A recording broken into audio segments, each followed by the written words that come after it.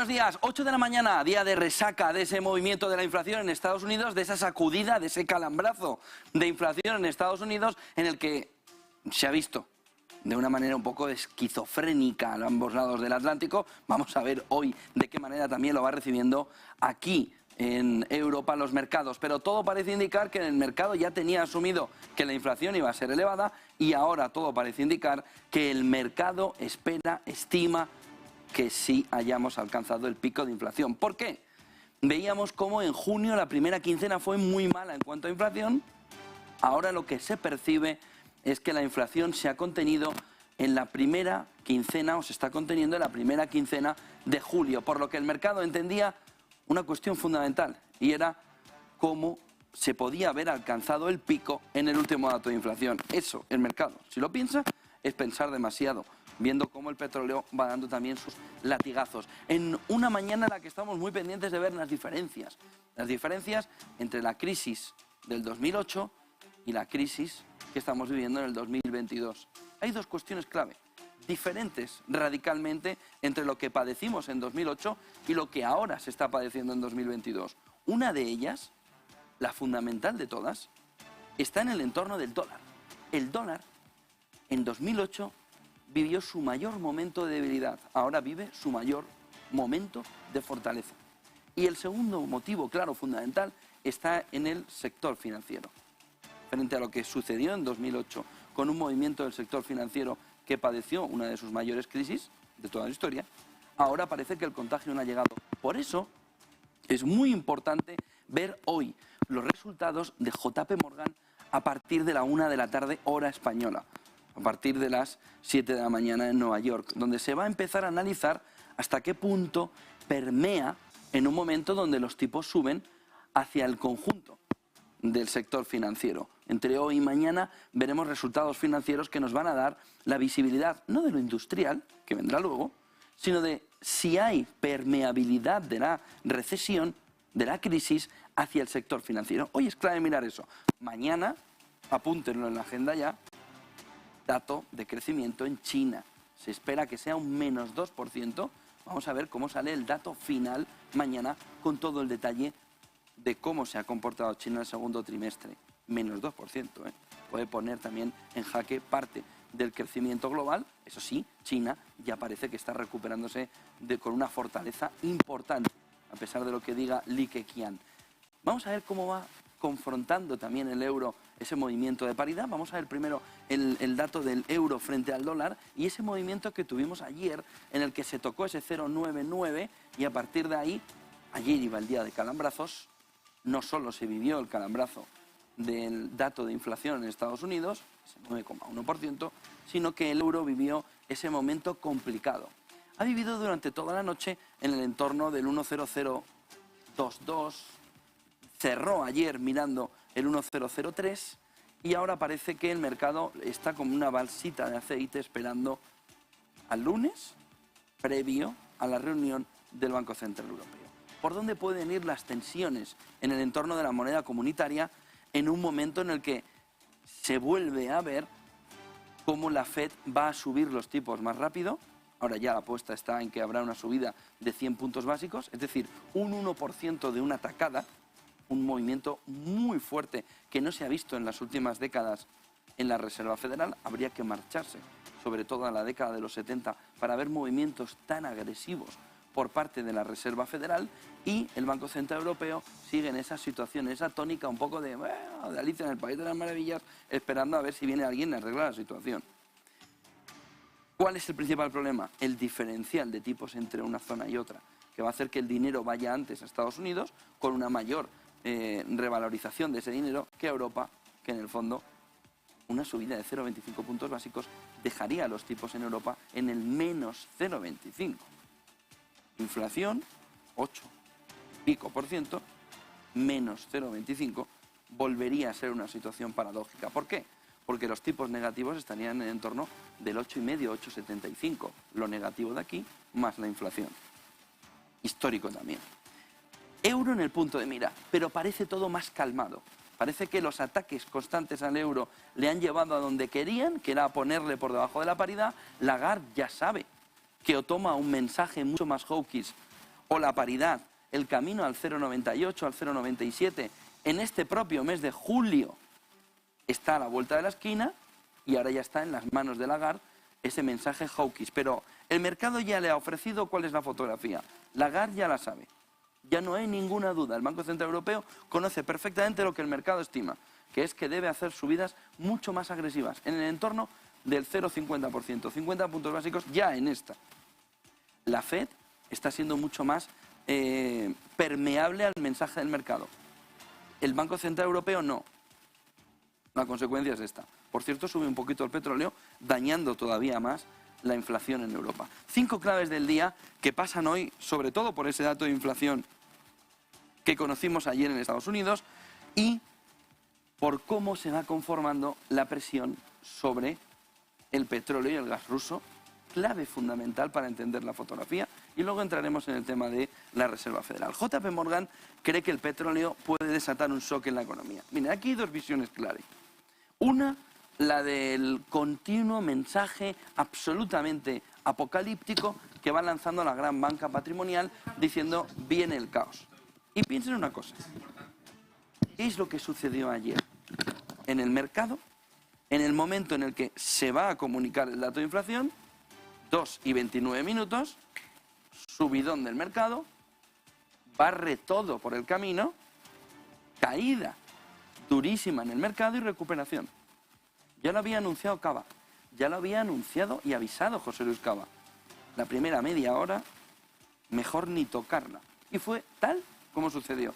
Un movimiento de subida para engañar a parte de los inversores, un movimiento de caída que volvió a engañar a gran parte de los inversores, para luego vivir un momento de recuperación esquizofrénico. Oiga, tiene peor dato de inflación de lo que se esperaba y en lugar del caos tenemos una recuperación de mercado, entendiendo que ha llegado el pico. Bueno, siempre hay un argumento entonces para recuperarse. ¿Y qué llega con todo eso? Este informe de JP Morgan, que ya no saben, bueno, lo que están demostrando los principales analistas es que no tienen ni idea de cuál va a ser el precio del petróleo. Citi dice que $55. Si lo topan, sí. Y si lo topan y funciona el topar el precio, sí. Pero si no, $55. JP Morgan 380. Como ve que no llegó a gustar demasiado, ayer baja al entorno de los 190. Y a ver, si no depende de nadie, solo depende de uno, de Rusia. Si Rusia dice, voy a poneros a todos en situación de tensionar vuestra economía, ¡pum! Aprieta el botón, para el gas y el petróleo hacia Occidente y se acaba la historia. No hace falta hacer tantos informes. Da lo mismo esos informes. Y a partir de ahí dice JP Morgan que viene un shock en la economía porque el petróleo no ha dicho su última palabra. Claro que no, pero no es que no le haya dicho el petróleo, que no lo ha dicho Rusia. Que tiene el día 22 su gran baza en la mano, que es devolverle el gas a Alemania. Ayer, ¿qué dijo Gazprom? Que no hay ninguna seguridad de que el gas vuelva el 22. ¿Por qué? Pues por la torpeza, más torpeza, más torpeza, más torpeza, más torpeza, que nunca acaba de Occidente. ¿Cuál es la última? Canadá, Trudeau, otro de los figuras a nivel internacional, que dice que no le quiere entregar la turbina a Rusia porque no quiere tener ningún trato con Rusia y que se la va a dar a los alemanes y ya los alemanes la instalan. Entonces llega Rusia y le dice, pero si la tengo que instalar yo, la tiene que instalar Gazprom. No, pero si vamos a Alemania y contigo no quiero trato. Oiga, ¿usted sabe la dimensión de la turbina? Pues por el mismo sitio se la puede usted quedar. La coge y se la pone usted en Canadá. Aquí no venga. Y ahora volvemos a dar un paso atrás. Una vez que Canadá se había autosaltado las sanciones a Rusia, porque le interesaba a ella, a Canadá y a Alemania y a la Unión Europea, volvemos otra vez para atrás en una salida de tono de Trudeau que lo único que lleva a Rusia es decir, pues instálate tú la turbina donde tú quieras, mira en el mar, mira cómo gira, qué bien, no da energía, qué pena. Pues aquí no viene tampoco. Y estamos otra vez en el punto en el que viene un shock de la economía, ¿no? Lo que viene es una torpeza político-económica continua que ahora ya no tiene tiempo por delante, ya no hay margen. Si el gas no llega al 22, los cortes energéticos en Europa van a llegar al inicio del otoño seguro. Seguro. Y ahora pueden poner medidas de edificios públicos a 19 grados. Bueno, energéticos, edificios públicos a 19 grados, o podemos tener también Arendel. Pero la realidad es que como corten el petróleo ruso y el gas ruso, la situación va a ser muy complicada. Eso es lo que se está viviendo en un entorno en el que ahora llegan los informes de JP Morgan y demás y vuelven a señalar que se puede desatar ese shock de oferta, pero lo que tenemos ahora mismo es una situación muy complicada a la hora de recibir el gas y el petróleo ruso. Segundo punto importante, va un poco en la línea por donde Rusia va consiguiendo mejores datos. Rusia gana más vendiendo menos, es una cuestión clave que se empezaba a ver venir, aparte de tener una balanza comercial muy positiva porque las sanciones están afectando más a la importación que a la exportación, pero fíjense, Rusia gana más vendiendo menos por un precio en el que solo con los costes que tiene la diferencia es abismal. Nomura ve ahora una subida del 1% para la reunión de la FED, Gazprom no garantiza el suministro de gas, el 22 de julio el euro se pone por debajo de la paridad en minutos. Fíjense en los siguientes gráficos, hay que entrar en el tema de la FED, porque es el tema clave, es el tema fundamental que está moviendo el mercado y es el tema fundamental del continuo error y error y error de los bancos centrales. Lo que es increíble es que quien dirija todo esto en la salida, vamos a ver los gráficos, sea el mismo que se ha equivocado en el último año. Ese es el error y el drama fundamental. Tenemos un problema muy importante a la hora de entender, a la hora de ver quién tiene que hacernos salir de esta. Vamos a ver si podemos ver el primer gráfico. Y enseguida entramos en el tema de la inflación. A ver cómo reaccionó ayer la Reserva Federal y vamos a ver de qué manera va funcionando. Bueno, miren, el movimiento de ayer hay que resumirlo en este punto fundamental. Aquí se conoce el dato de inflación en Estados Unidos con una caída muy fuerte, pero fíjense, esta es la trampa que decía Cava durante todo el día. Una trampa alcista en el que el mercado cree que el dato va a ser mejor de lo esperado, toman posición los inversores, creen que el dato va a ser un poco mejor o al menos en línea, pero en el fondo lo que están haciendo es tender una trampa a los inversores. Ese movimiento de subida en el que entra mucha gente le limpia con todos los stop loss en la caída y hace que el mercado vaya limpio luego. Fíjense, si vemos el movimiento del Treasury es igual, pero con ese movimiento al revés de rentabilidad y de caída, precisamente para las dos, tanto Treasury, tanto esos bonos americanos como en la renta variable, hacer una limpieza en el mercado. La trampa que dijo Cava, reflejada perfectamente en un gráfico. Lo que pasa es que Cava lo dijo horas antes de que pasara. Pero este es el movimiento que ayer anunciaba Cava y que se convirtió en realidad en cuanto salió el dato de inflación. Fíjense, porque el dato de inflación es la clave de toda la historia. Fíjense en este gráfico. Este gráfico siguiente nos va a dar un poco la idea de qué manera se está comportando, está funcionando, se está viendo la inflación. Ya la tenemos en ese 9,1% y tenemos una composición de la inflación en el que la parte verde es la energía y la parte de servicios, la core, es la azul, y a partir de ahí empieza la clave fundamental de toda la historia y que alguien debería sentar a Jerome Powell, a Christine Lagarde o mandarles a casa, que sería quizá la mejor de las soluciones, sabiendo de antemano quién le va a sustituir, o explicarles qué estáis haciendo, qué carajo estáis haciendo.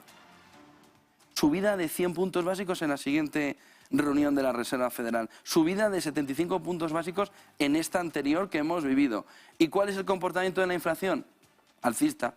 ¿Por qué? Porque la energía no se controla con ese movimiento de la demanda. ¿Por qué no se controla la energía con ese movimiento de la demanda? Porque no tiene herramientas de política monetaria para actuar sobre la oferta en la Reserva Federal, igual que no lo tiene el Banco Central Europeo. Entonces, erosionar, castigar, destrozar la demanda interna para conseguir no solo no una caída de la inflación, sino seguir aumentando la inflación a pesar del daño que te estás autoinfligiendo, solo se puede entender porque es el segundo capítulo de los que en el primer capítulo de la serie nos trajeron hacia que la inflación era puntual y no duradera. Son los mismos que aquí, en 2021, decían puntual, puntual, puntual, puntual, puntual, puntual, puntual. Y decía, ¿pero qué puntual? Y luego hay otro punto fundamental. Es que el shock de oferta ahora mismo es tan importante como el 50% de toda la inflación.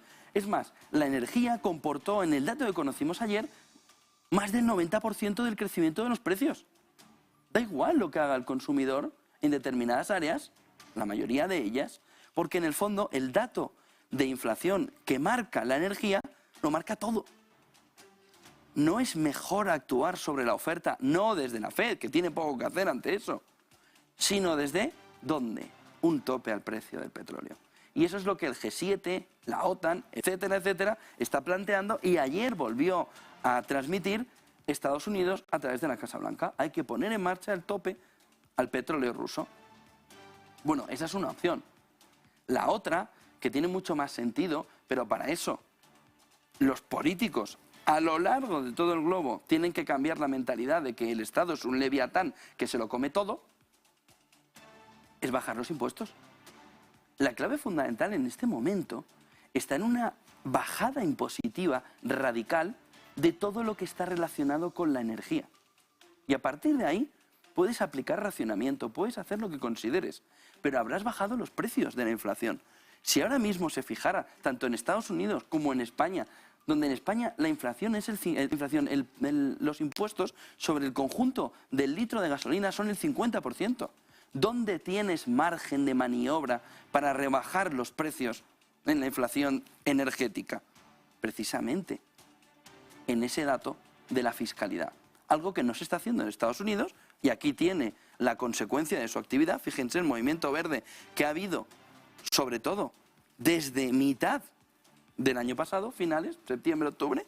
Aquí ya se estaba configurando una inflación de energía muy importante. Aquí ya se le había ido, pero no quieren soltar los gobiernos la opción que tienen de hacer dos cosas: de reducir deuda, porque al gobierno americano le viene muy bien esta inflación, al que le viene muy mal es al ciudadano, al gobierno le viene espectacular, por dos cuestiones: reduce deuda y amplía ingresos. Y lo mismo sucede en Europa. Los gobiernos están a manos llenas recopilando todo el dinero que anteriormente, en el COVID, le prestaron a los ciudadanos. Pero eso tiene una consecuencia lógica. Igual que la de regar el dinero iba a conllevar inflación, y lo sabían perfectamente, ahora la de estar recopilando todo lo que se puede de impuestos, de paralelas, de investigaciones, dando bonus a los inspectores de Hacienda de 100 millones en España para que trinquen todo lo que puedan en paralelas, eso tiene una consecuencia gravísima, y es una recesión profunda en Europa y Estados Unidos si no lo evita. Este es el punto fundamental. No se dejen engañar por la inflación. La inflación está provocada por quien está provocada. En primer lugar, por los bancos centrales. En segundo lugar, por los gobiernos, que se han hinchado a lanzar dinero sabiendo que la inflación era un monstruo que esperaba la vuelta de la esquina. Y ahora que tienen el monstruo, en lugar de acabar con él, vía impositiva, están poniéndose ciegos a coger impuestos y a coger dinero de los contribuyentes. Y esa parte fundamental es la que va a dañar a la recesión económica. Vamos a una recesión profunda precisamente porque los gobiernos y los bancos centrales, pero sobre todo los gobiernos, tienen interés en llegar a ello, porque también conllevará una reducción de la deuda que se les ha ido de las manos. Y los bancos centrales tienen una parte de no enterarse de nada, y tienen otra parte en la que ya sabían que ese balance sheet, que ese préstamo excesivo al mercado le iba a devolver en una inflación como esa. Como esta inflación, los bancos centrales pueden seguir pegándole martillazos en la mano a los ciudadanos, que lo único que harán es romperle los dedos, pero no bajar la inflación. Y eso es lo que también ayer el mercado empezó a entender. Ojo, porque va a haber un momento en el que no se suba. ¿Hasta dónde van a subir los tipos de interés? ¿Hasta el 7%? ¿Hasta el 5%? ¿Hasta el 6%? ¿Y dónde va a caer la economía? Lo saben los bancos centrales perfectamente. La cuestión está en la oferta, no en la demanda. Que dejen de aplicar políticas de demanda sin hacer una actividad de pelea en la oferta contra esos precios. No lo pueden hacer los bancos centrales, pero sí lo pueden hacer los gobiernos. Sí pueden reducir la fiscalidad. Y si no lo hacen es que no quieren reducir la inflación. No se engañe. no le engañen. No quieren reducir la inflación, quieren que siga bien alta. Porque así ellos recaudan más, reducen deuda y a este de aquí, pues le ponen ustedes el adjetivo lo que le va a pasar.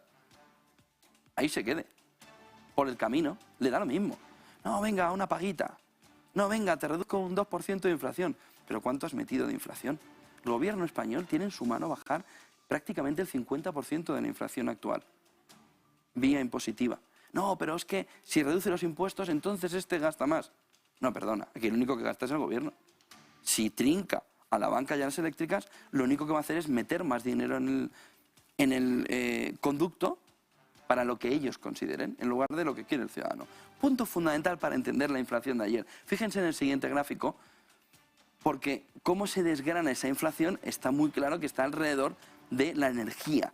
La energía ha comportado prácticamente el 90% de toda la inflación que ayer Estados Unidos estaba aportando en ese dato, en la parte además extra, entre el 8,6 y el 9,1, entre el dato anterior y el dato de comunicado ayer. Fíjense cómo toda la parte roja está relacionado sobre todo con energía y con alimentación. Bueno, no lo ven porque tampoco se puede ver demasiado en el gráfico, pero ya les digo yo que toda la parte de arriba, que es food y energía, alimentación y energía, están comportando la parte que más aporta justo al crecimiento. Fíjense en el siguiente gráfico, porque a la hora de ver la inflación, actuación de los bancos centrales y ver sobre todo cómo pueden actuar ahora, pues ya habrán visto que desde que se publicó el dato, todo el movimiento está en 100 puntos básicos. Hay un movimiento muy fuerte para volver a forzar a la FED a hacer más de lo que quiere. Quería 50, hizo 75, quiere 75, va a hacer 100. Y fíjense, 3 de cada 4 ya apuntan a que la subida será de 100 puntos básicos. El mercado no lo ha dado todavía en un 100% descontado, denle un par de días, y a partir de ahí sí que vamos a ver cómo la FED va a tener que empujar los tipos. ¿Hacia dónde? Pues se va a tener que ir al 3,5, 3,75 antes de lo que tenía previsto. Y a partir del 3,5, 3,75, que está de acuerdo hasta Bullard, ahí hacer un poco de wait and see y ver el destrozo que has creado.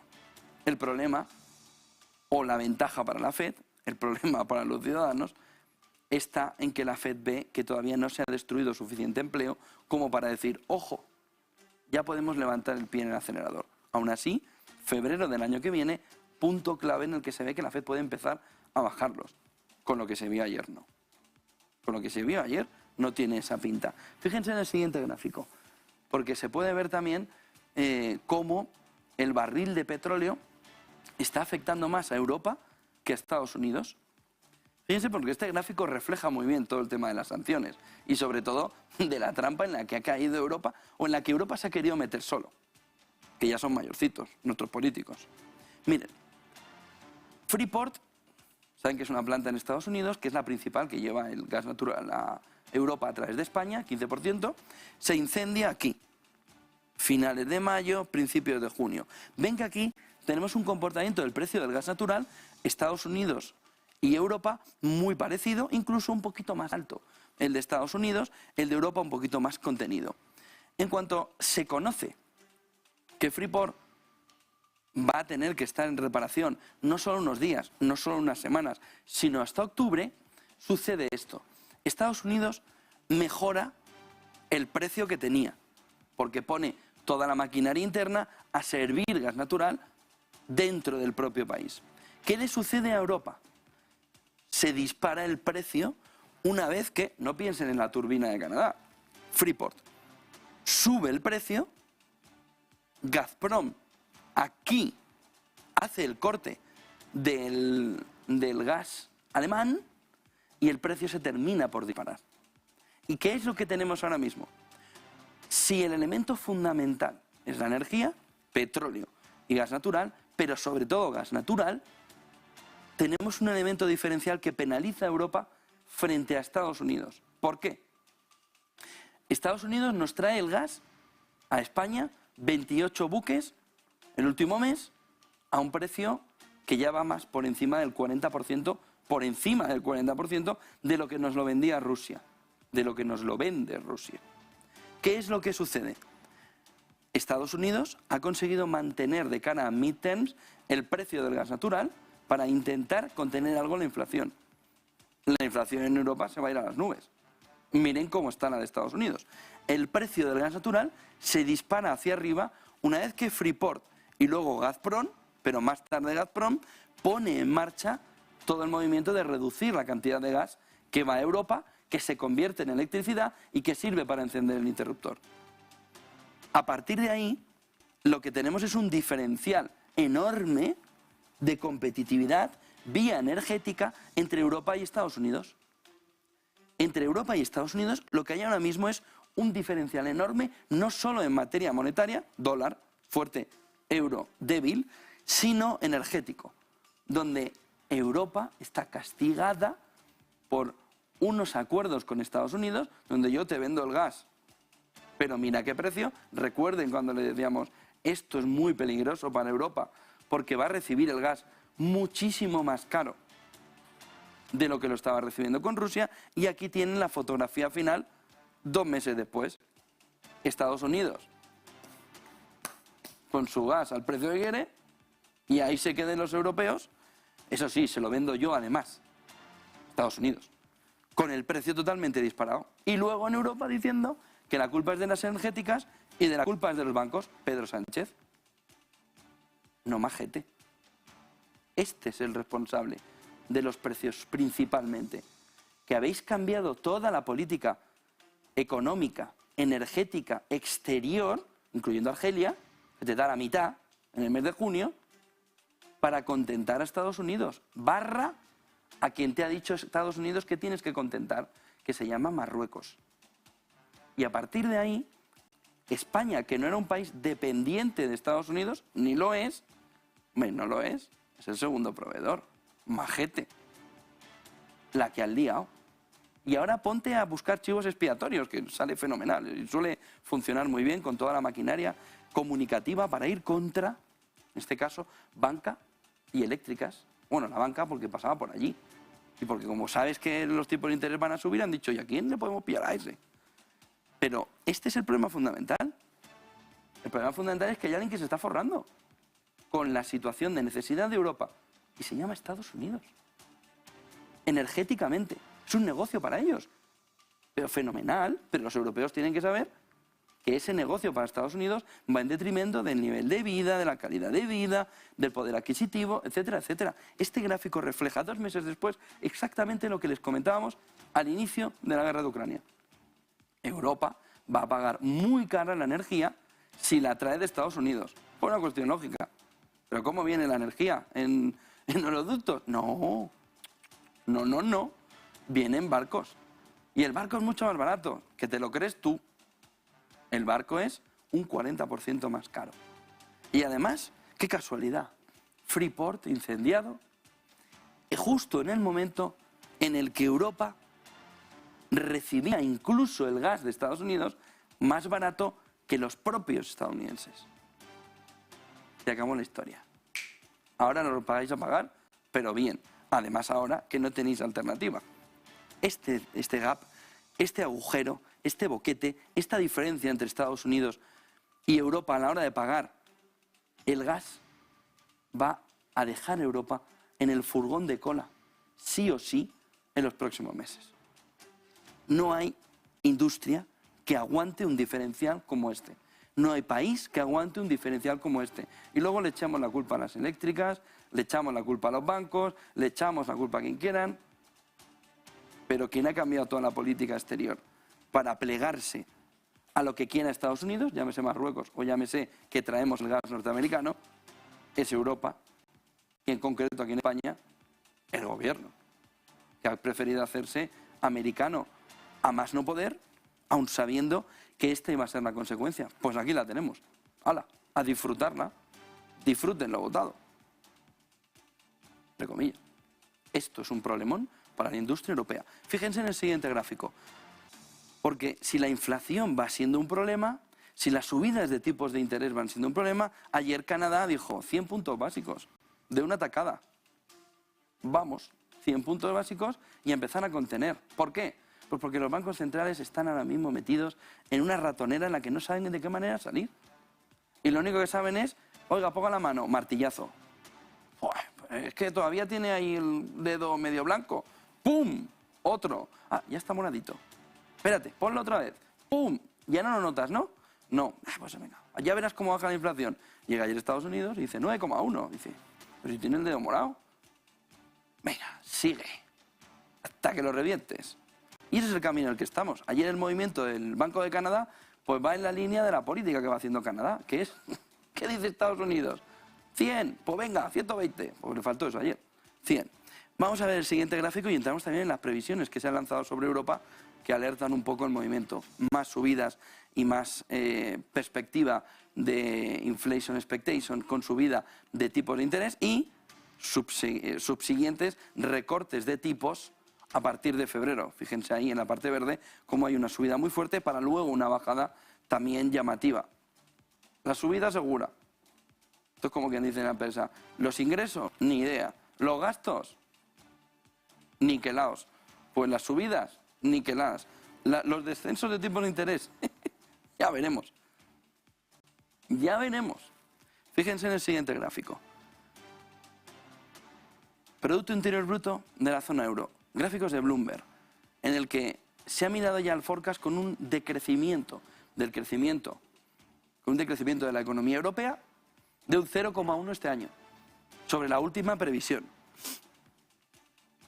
La última fue en mayo, la nueva nos llega ahora. Un 0,1 en esta especie de danonino que nos ha montado Bloomberg, en el que aquí sí que se ve una caída de 9 décimas el año que viene. Ven aquí, esto es la caída. Esto es el anterior forecast, que se eliminaría ahora en junio para una caída menor. Y Europa prevé también recortar esas previsiones en un 0,1 este año. ¿Qué significa? Que tenemos un Producto Interior Bruto anualizado que este año se mantiene por donde venimos, pero que el año que viene no hay quien lo mantenga, porque el crecimiento mensual va a menos, a menos, a menos, a menos, a menos, raquítico, raquítico, raquítico. Entre el 0,2 y el menos 0,2 se va a mover toda Europa, por lo que parece en los próximos trimestres. De tal manera que, ¿por qué Europa, a pesar de todo, sigue creciendo en el entorno de ese 2% por arriba, 2,4? Lo sigue viendo así Europa por cómo viene el crecimiento nominal del año pasado y por cómo se configura el Producto Interior Bruto. Pero la realidad es una muy distinta. Fíjense en el siguiente gráfico, porque Europa ve también de qué manera el nuevo forecast, la nueva manera de ver esa inflación anual, le lleva ya a tasas del 8%, en las que ya estamos, pero a un decrecimiento en 2023 que esté por debajo del 4%. Pues lo mismo, la Unión Europea debe entender, Europa debe entender que esto está supeditado al cabo a Rusia. Si Rusia corta el gas, si Europa sigue con esos acuerdos con Estados Unidos, donde la divergencia en el precio penaliza y mucho a Europa frente a Estados Unidos, esto es papel mojado. Esto es papel mojado. Dice, no, el forecast de mayo era del 6. Ahora en torno al 4. Del 6 para el 2022. El nuevo para 2023 en torno al 4 por debajo. Y el de mayo era en torno al 2. Pues vale. Pero si no hay nada que hacer. La clave fundamental está en si hay corte de Rusia el 22 de julio. Y si hay corte de Rusia, pues que empiecen otra vez a hacer números. Y ya verán lo que sale. Fíjense en el siguiente gráfico y vamos a ver también cómo va el mercado en la jornada de hoy, sobre todo cómo viene desde Asia. Dice, probabilidades de recesión. Otro gráfico de Bloomberg de esta mañana. Dice, la zona euro y Alemania. Tenemos, sobre todo, tenemos antes de la guerra, 20%. Tenemos junio, 30%. Y fíjense lo que ha sucedido en julio. Se ha desgajado la probabilidad de recesión en la Unión Europea con un aumento de la probabilidad de recesión en Alemania al 55%, frente al 45% de la Unión Europea. ¿Por qué? Porque el golpe principal del gas y del petróleo llega a través de Alemania. Alemania es la que ya está planteando los cortes, la que ya ha disminuido la cantidad de luz en las calles del 100 al 70% y la que ya está tomando medidas, por ejemplo, en piscinas, bajando la temperatura. Bajando la temperatura. Sí, bajando la temperatura. De tal manera que lo que tenemos ahora es un posicionamiento donde Alemania centra toda la atención. Dependiendo de cuánto sea la caída alemana, va a haber afectado al conjunto de Europa. Por ser la locomotora, por ser la que inicia primero los paros y por semana que pueda arrastrar al conjunto de la economía europea. Vamos a mirar datos